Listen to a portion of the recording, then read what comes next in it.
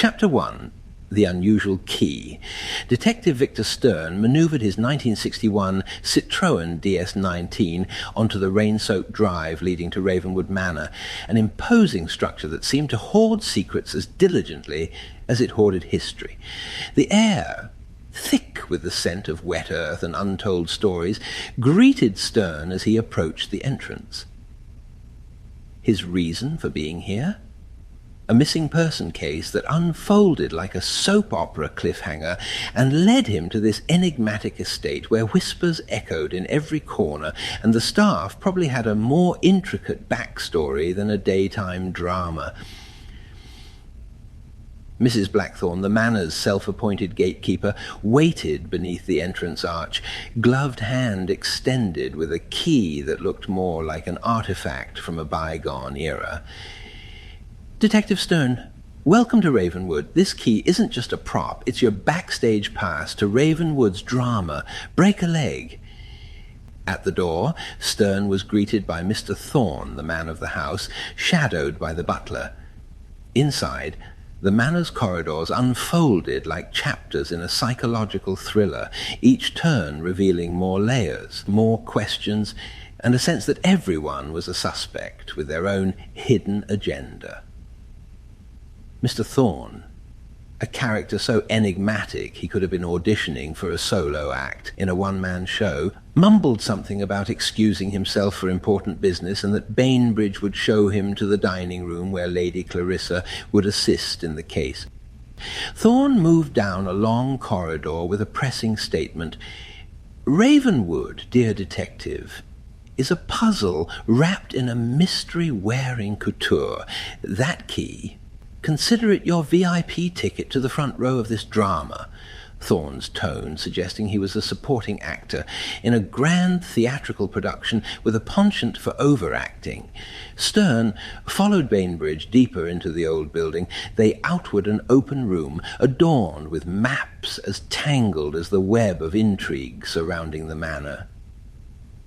Detective Victor Stern stepped further into the enigmatic world of Ravenwood Manor, guided by the butler, an embodiment of proud sophistication whose every step exuded an air of mystery. The dimly lit corridor, adorned with portraits of Ravenwood's ancestors, frozen in time, they gazed down with eyes that seemed to pass judgment on every intruder. The haunting creak of aged floorboards echoed, as if the very foundation held the whispers of generations. The air held the weight of secrets, mingling with the scent of aged wood. To investigate or not to investigate, that is the question, the butler mused, his stoic facade betrayed by a sly smirk. Shakespeare was onto something with that. Wouldn't you agree, detective?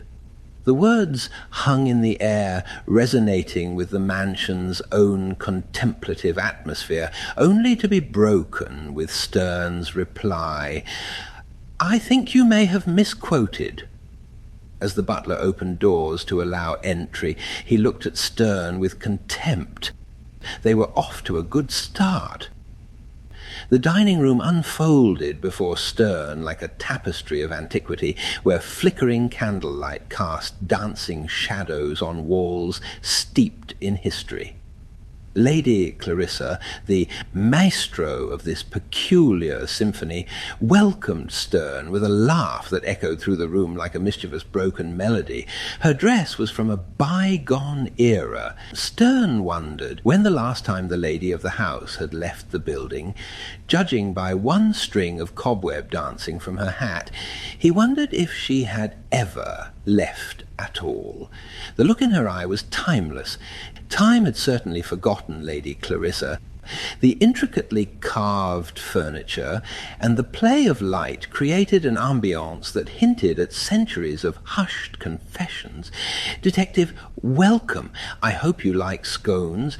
They're the only things around here with no secrets, she chuckled, her laughter a snorty, porky laugh carrying a hint of nostalgia, reminiscent of a pig once encountered on a case back when he started out.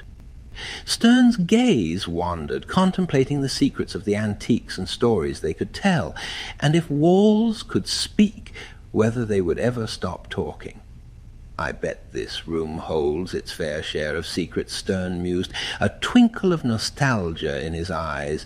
That's for you to find out, detective. Lady Clarissa raised an eyebrow, mischief gleaming in her eyes.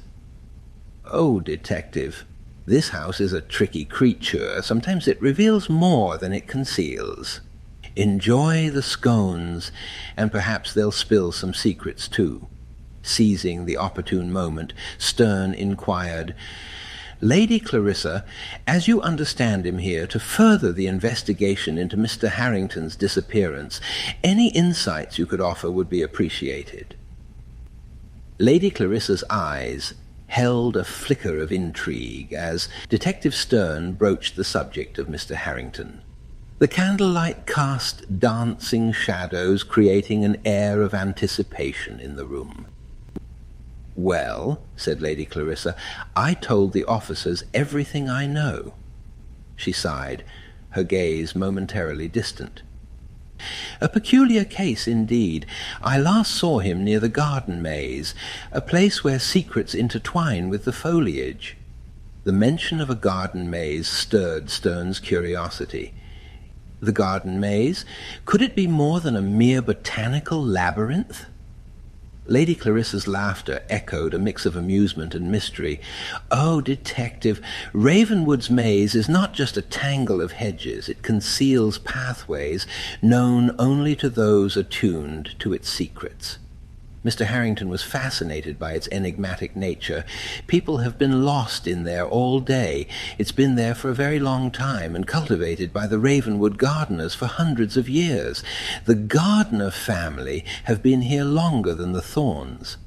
As Stern absorbed the revelation, the butler's presence loomed, seemingly attuned to every word.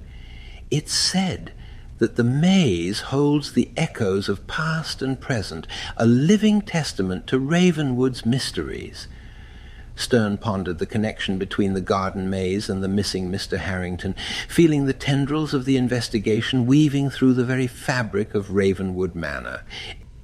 It may reveal some clue into the whereabouts of Mr. Harrington, Stern questioned, his detective instincts sharp. Lady Clarissa leaned forward, her eyes gleaming with a blend of mischief and cryptic knowledge. Detective, the garden maze is a tapestry of revelations, but one must navigate its twists and turns with both curiosity and caution. Perhaps you'll find more than just answers within its leafy corridors. The dining room, now a stage for unfolding mysteries, set the scene for Stern's next move. The key in his pocket pulsed with a newfound urgency, as if urging him to unlock the secrets concealed within the maze's verdant embrace.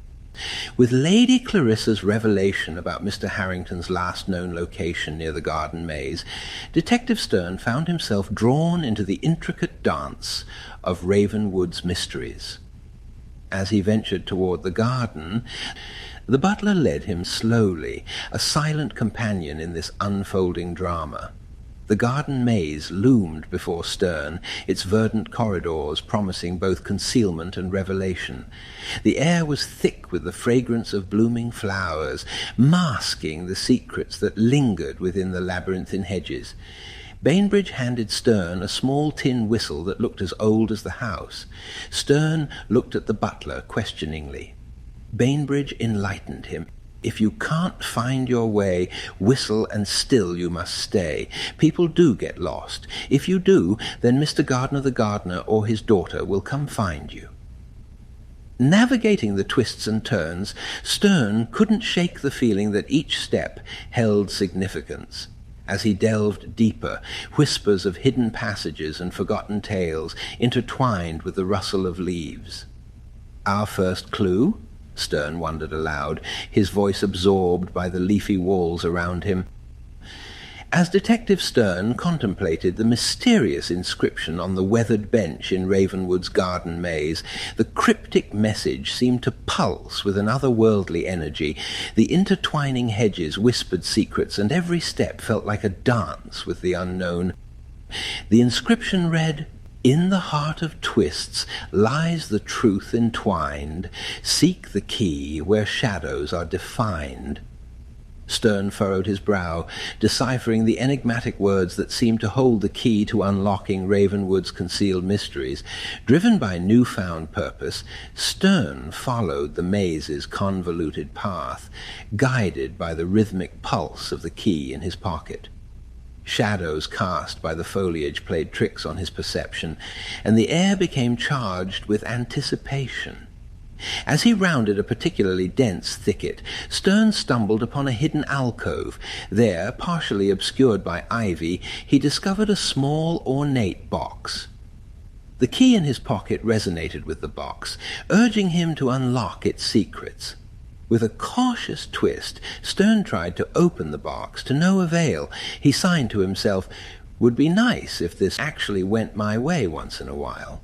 He began to remove the key. As he pulled it, somehow the key hit a mechanism that then opened the box. Stern looked around behind him, smiled to himself like a schoolboy having found treasure, and opened the box. Inside revealed an ancient-looking key. "Another key," smirked Stern.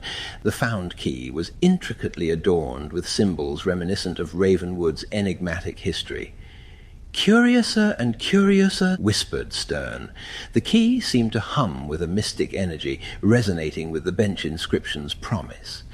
Just as Stern pondered the significance of this newfound artifact, the garden maze was blown into what seemed like a full and powerful wind, and the tall-walled ivy around him seemed to shift. Hedges rearranged themselves, revealing an unexpected path leading deeper into the heart of Ravenwood's maze, and yet deeper into its secrets. The key pulsed with an intensity matched only by the rising suspense. Stern, compelled by an irresistible force, took the first step onto the newly revealed path.